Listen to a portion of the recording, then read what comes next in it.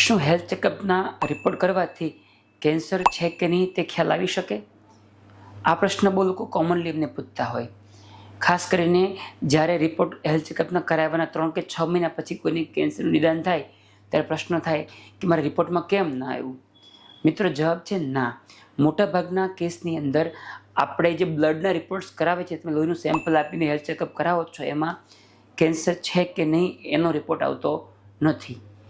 લગભગ હેલ્થ ચેકઅપની અંદર જે રિપોર્ટ આપણે કરાવીએ એની અંદર લોહીના રિપોર્ટ હોય એમાં હિમોગ્લોબિન કેટલું છે, કણો વધારે છે કે નહીં તે, liver, kidney, thyroid, vitamin B12, D3, iron, આટલા રિપોર્ટ હોય.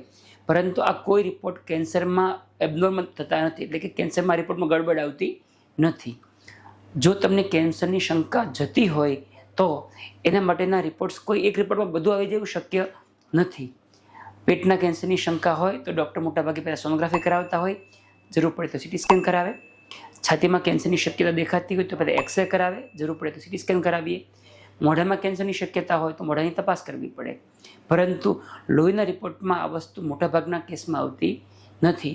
એટલે આ રિપોર્ટ કરીને બેફિકર પણ નથી બની જવાનું કે મેં રિપોર્ટ કરાવવા નોર્મલ છે એટલે હવે મને કોઈ રોગ નહીં હશે. જો તકલીફ કશી જ ના હોય તો હેલ્ધી લાઈફસ્ટાઈલ તમે જાળવો. જો પ્રોબ્લેમ હોય તો ડૉક્ટરને બતાવો, એ સાચો રસ્તો છે.